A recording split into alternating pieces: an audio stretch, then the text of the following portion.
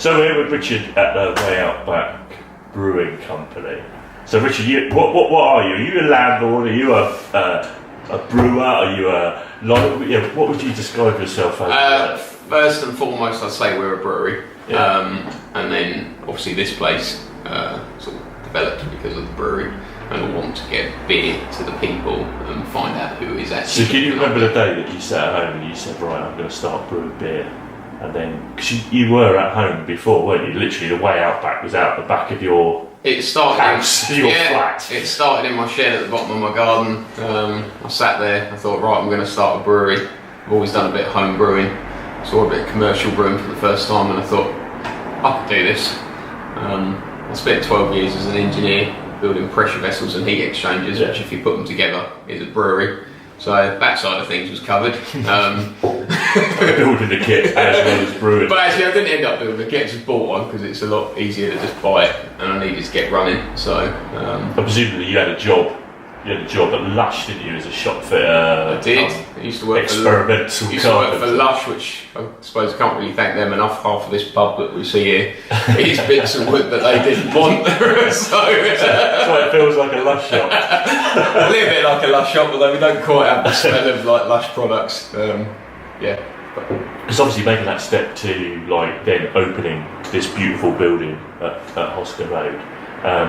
What was the motivation for that? Is it? I mean, I know it was crowdfunded by the community, but what really drove you to say, right, I'm going to give up a job and really do this? Or were you still working when you opened? We were still working, and I still worked 9 to 5 whilst I built this place. I started in October last year when we took possession of this, and opened it in February. So, what made you pick this particular location? Were you always driving past this and thinking, wow? I used to take Arthur, my dog, for a walk every day, and I used to walk past this, and it was painted green, 2 shades of it, which I hate the shade of green, but that's another story. And it's filled full of plants. I think the gentleman was going to turn it into a juice bar at some point, but nothing seemed to be happening with it. A juice bar? A juice bar. And I thought, this building's really, really cool. It's got a lot of character. It's an amazing building, isn't it? And we needed to get out of my shed, so it's a step out of my shed, but I didn't want to go too big. So if I could contain everything within one building, I thought that'd be the way to go. And we had the brewery in the back room originally, which we've just moved across the road. But yeah, it worked. Was Southbourne in your kind of thought process? I wanted to be in Southbourne. I know there's an amazing community here. All the businesses support one another. I know a few of the business owners. And they're really, really helpful, and it's like a family. So you crowdfunded a lot of this from local people as well. We crowdfunded quite a substantial amount. We ended up getting nearly, I think, £6,500 from the local people, which I can't thank enough. We wouldn't have opened the doors without it. It was a massive help. It was the final push to get the doors open. I'd sunk a few pennies into it, albeit not a lot. I suppose the fact that you're a shop fitter, you saved yourself a little bit. That did help. Cost. I'm not going to lie, that did help. But probably didn't save your sanity, though. No, probably not. I mean, I've lost it a few times. I think in the last year, it's probably been the most stressful year of my life. But it's been an amazing year. So it's 9 months now, 10 months you've been open? 9 months. Now you're looking at expanding. So the garage became available across the road. I knew he was going to close up and retire. So initially I thought it's too big a building, then they ended up splitting it into 2, and the back section of it, which just lends itself to a brewery, I was like, right, if I don't get it I'm going to shoot myself. Yeah. So let's do it. We needed to expand anyway. Since we've opened we've done about 35 kegs a week. And it's all been mostly consumed here, I guess. It's all been consumed here, so we've sort of stopped selling, canning, bottling, whatever you want to do. Get that brand out there, kind of thing. Get the brand out there. We've kind of ceased to do that. We've sort of bought it all in-house, which has been good, and slightly sort of shot ourselves in the foot, I guess, a little bit, but we've now quadrupled our brewing capacity and we're going to start getting beer back out there. So that's the plan. We've got loads of people screaming for it, so let's give it to them. And in terms of like this community, I know you sponsored Frankenfest and you've been involved in lots of different community projects and stuff. What do you think is the kind of special thing about this community in Southbourne that sets it apart from like other sort of business choices in different areas like Winton or I think first and foremost it's like a family. It's almost like a big team of people, and everyone kind of knows each other, but if they don't, they kind of probably know each other through the sort of solo page on Facebook, whether it's just, you know, a particular person ranting a lot, or some keyboard warriors highly expressing their opinions. I don't know, either. But I think it is a family. There are a lot of local businesses. Everyone's really supportive of one another. Yeah, that's what You've got find. families round every corner, and they all come and drink in here and say, I live round the corner. And there's a lot of corners in Southbourne, because there's a lot of families that come in here and tell me that they constantly live round the corner. And it's amazing that you made this into this particular space into kind of a community hub where you get so many. You know, I see loads of people that I only see in here, old neighbours and stuff like that you know catch up in here. Does it change your opinion about community and how much you put into community? Absolutely. I mean, Frankenfest was a great example. I've never sponsored an event like that, and I never helped out an event like that, albeit it was our first one. I think next year I'd like to do more to actually physically help drive it forward, if that makes sense. Albeit money's great, it does get the ball rolling. But I mean, I saw James, for instance, at the Lava House, who's running around like a headless chicken for the whole day, but he literally ran the day. He was amazing. And raised money for charity, which is just typical. Exactly. So that man is probably everything that I think anyone could aspire to be in terms of that sense, and his work. Cool.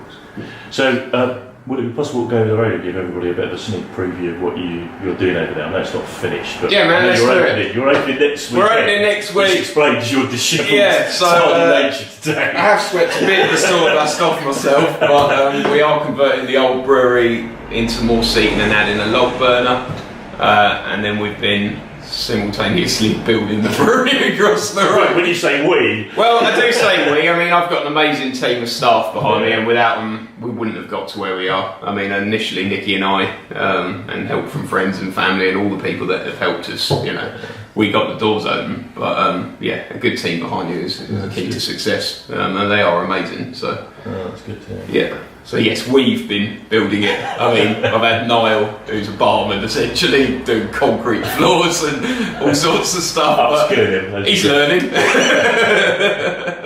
Brilliant. Let's go over the road and have a look. So this is our new brewery, which is either, I don't know which one you want to call it, 146 Hosker Seabourne Road or number 1 Hosker Road, I think it used to be.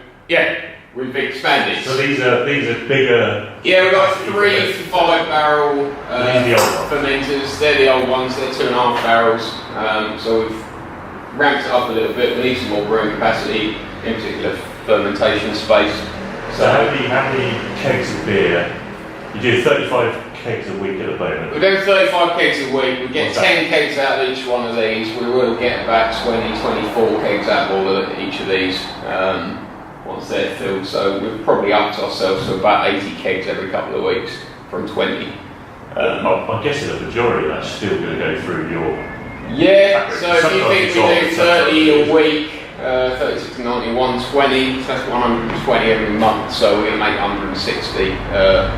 So the majority of it's going to go through the tap room, but we've still got some left there. We're going to start canning our beer. So we've got some. Is that how you guys? Yeah, we've got some awesome labels done by Rick also, who's like a wicked graffiti artist in Bournemouth. So he's coming through with the Hey You Guys logo for that, and then that's going to get canned first. So hopefully that'll be in cans for Christmas, so everyone can have packs of Hey You Guys in their fridge. What's this like robot? This little bad boy here, this is a hot rocket, so I would probably say we are... Do you use that every time, or is that... We will use this every time, so we're going to slightly change our neck. Hop gun? Hop gun or hop rocket, whichever one you want to call it. Basically you fill it full of hops, and you force the beer out of the fermenter, through the hop rocket and back into the fermenter, where you can basically leave it running for a few hours and you can dry hop the beer after it's fermented. In a few hours rather than a week, a few days, whatever you want to leave it for. And we're predominantly a hop forward, brewery. We love hops, so I tend to bang loads of hops in my beer, albeit maybe sometimes a few too many. So if that's actually a thing. So this is a hot rocket, so we'll be using this. We've got a huge chiller behind there as well, which we got at the same time as all of this, which is capable for the future of chilling 12 of these.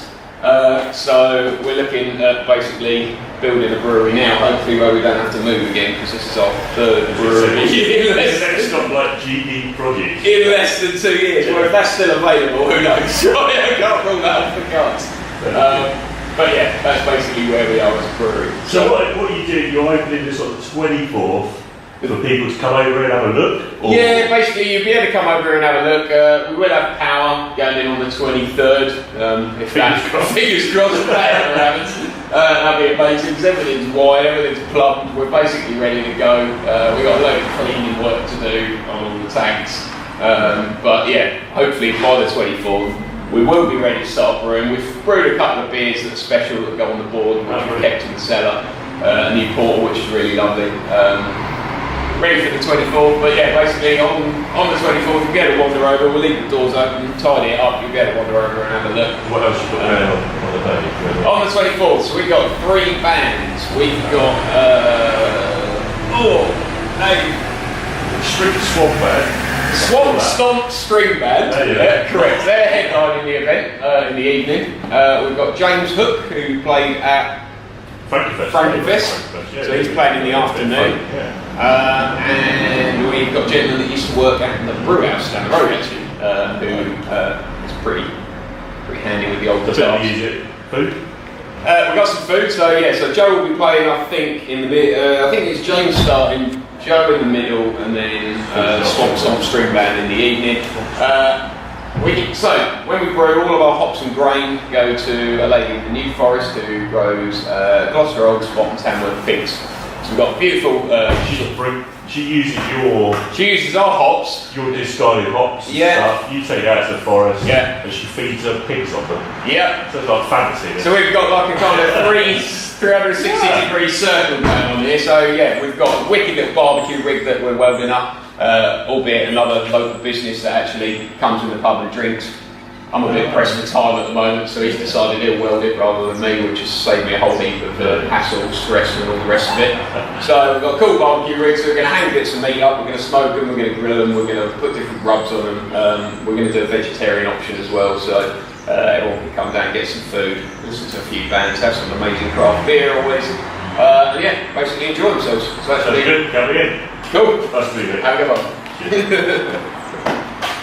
Nice. All right. Now you got to edit all